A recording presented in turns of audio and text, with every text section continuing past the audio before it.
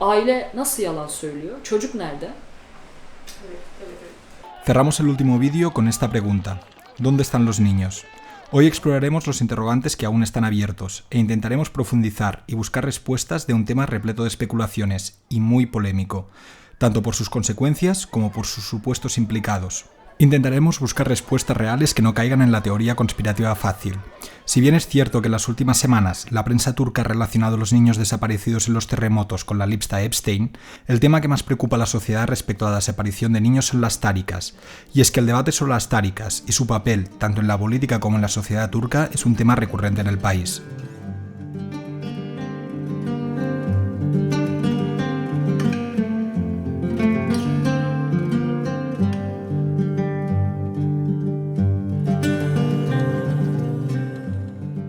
Bu Türkiye'de bütün depremlerde hemen hemen gündeme gelmiş bir mevzu. Ne yazık ki dini tarikatlarla arasına sınır koyan yönetimler çok az.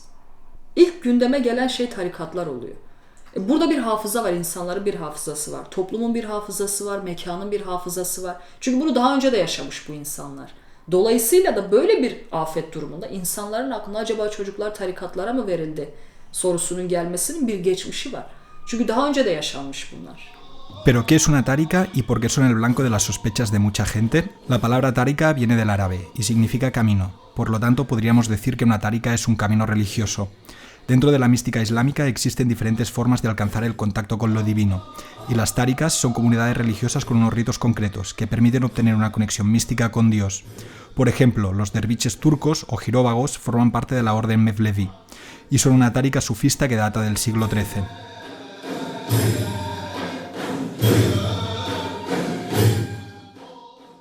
Este podría ser el concepto más romántico de lo que es una tárika.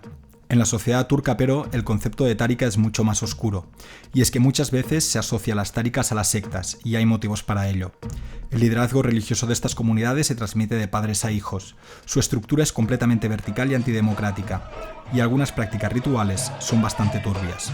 De hecho, hace 4 meses aparecieron unas imágenes de la secta Rufai en Urfa, a tan solo 200 kilómetros del epicentro del terremoto, donde se veía cómo atravesaban a niños con varillas de metal, un ritual característico de esta secta y ampliamente extendido entre todos sus miembros. Si bien es cierto que estas tárikas se prohibieron, fueron perseguidas activamente y se las forzó a vivir en la clandestinidad durante el inicio del periodo republicano, nunca se disolvieron y continuaron sus actividades a escondidas hasta 1950. En 1980 estos grupos se organizaron en empresas, fundaciones, cadenas de televisión, periódicos y centros culturales. Al final se han convertido en comunidades con un gran poder económico y político vinculadas al actual gobierno turco y han sido utilizadas como herramienta para la islamización de la sociedad. Una de estas comunidades es la comunidad de Menzil, una secta que se extendió rápidamente después del golpe militar de 1980 y que tiene su sede en el pueblo de Menzil, un pequeño pueblo de la provincia de Adiyaman.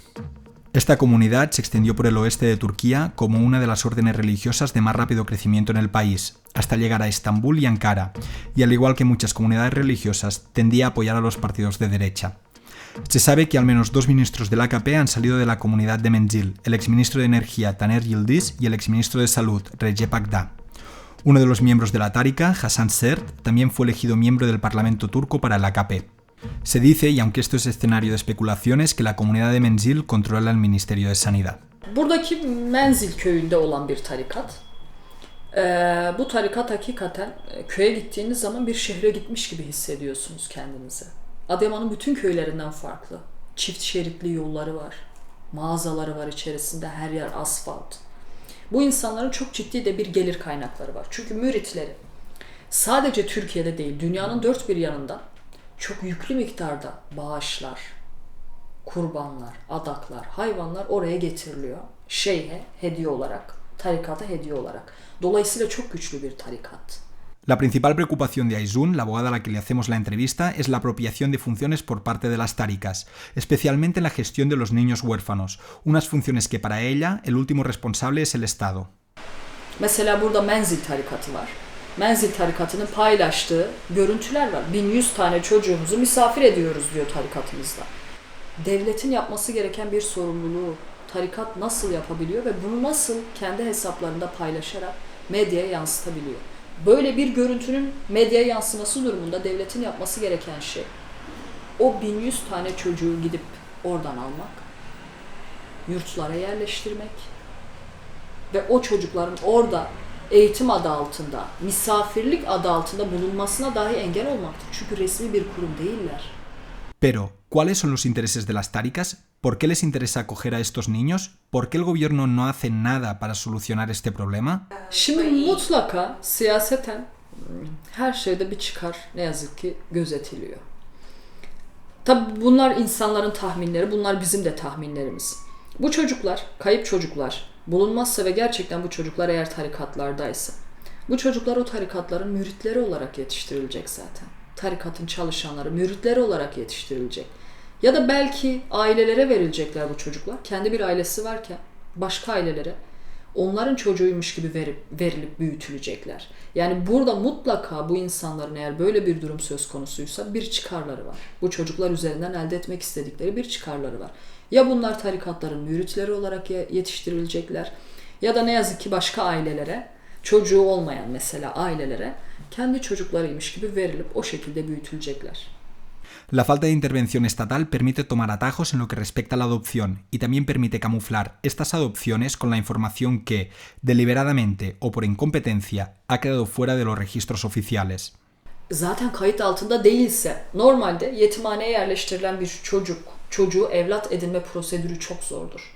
Aile mahkemesinde dava açarsınız. Hemen size o çocuğu evlatlık olarak vermezler. Böyle bir karar kurmazlar. Bir sürü araştırma yapılır. Sizin ekonomik olarak o çocuğa bakabilecek durumda olup olmadığınız araştırılır. Psikolojik olarak o çocuğa yeteri kadar ebeveynlik yapabilecek misiniz? Bu araştırılır. Uzun bir süreçtir. Resmi yollarla bir çocuğu evlat edinmek çok uzun bir süreçtir. Ama eğer kayıp bir çocuksa, bu çocuk kaybolduğu, kayıt altına alınmadıysa, nerede olduğu belli değilse, bu çocuğu alıp bir aileye vermek çok kolaydır. Çünkü resmi hiçbir prosedür yok işin içerisinde. Şöyle bir örnek verelim. Bir çocuğunuz var, kayıtlı bir kız çocuğunuz var. 7-8 yaşında kayıtlı sizin bir çocuğunuz var. Bu çocuğun öldüğünü farz edelim ve siz bu çocuğun ölüm durumunu resmi kurumlara bildirmediniz. Çocuk hala yaşıyor görünüyor.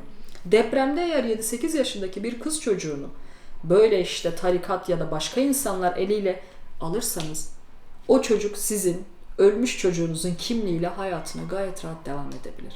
Ve resmi olarak da bunu hiç kimse ispat edemez. Dolayısıyla bunun yolunu bulmak çok kolay. Este modus operandi puede recordar experiencias traumáticas que ya se han vivido en otros países, como los niños robados durante la dictadura militar argentina o los niños robados durante la posguerra en España, bajo el auspicio de las autoridades franquistas y la Iglesia Católica. Y es importante destacar que el tráfico de menores es habitual cuando ocurren desastres de esta magnitud, como pasó en el terremoto de Haití de 2010. Al final, todas estas especulaciones generan una sensación de desconfianza en la sociedad turca, que busca respuestas creíbles en un gobierno que no solo ha mentido, sino que además tiene una estrecha relación con las tarikas. Yani bunlar insanları tatmin eden yanıtlar değiller. Bu cevaplar, bu açıklamalar insanları tatmin etmiyor. Çünkü kayıp çocuk yok, herkesin tespitini yaptık demelerine rağmen hala medyada kayıp çocuklarını arayan aileler var. Bu aileler yalan söylemiyorlar. Bu ailelerin başvuruları söz konusu savcılıklara ve bu ailelere savcılıklarca bir cevap verilmiş durumda da değil. Çocuğunuzu bulduk, işte şu kurumda bulduk ya da şu hastanede bulduk şeklinde verilmiş cevaplar da yok. O zaman bu kayıp çocuklar mevzusunu yalanlamak, bunun da bir anlamı yok zaten. Çünkü gizleyebilecek bir durum söz konusu değil. İnsanlar hala kayıplarını arıyorlar. Dolayısıyla bu aslında bir kurum açısından Aile ve Sosyal Hizmetler Bakanlığı bir prestij kaybını önlemek için bu açıklamaları yapıyor. Yani biz yetişemedik, yapamadık denmesin. Bakanlık nasıl bulamaz bu çocukları denmesin diye. Sanki bu çocuklar hiç kaybolmamış gibi. Kaybolduysa dahi hepsi bulunup ailelerine bir şekilde ölü ya da diri bir şekilde teslim edilmiş gibi açıklama yapmanın hiçbir manası yok. Bu tarz kamuoyunu yanıltan açıklamalar zaten herkesin malumu. Dolayısıyla da bu açıklamaları yaparak da neredeyse bir yıl geçmek üzere olan depremde devletin yükümlülüklerini yerine getirmediğini çürütebilmek de pek mantıklı görünmüyor.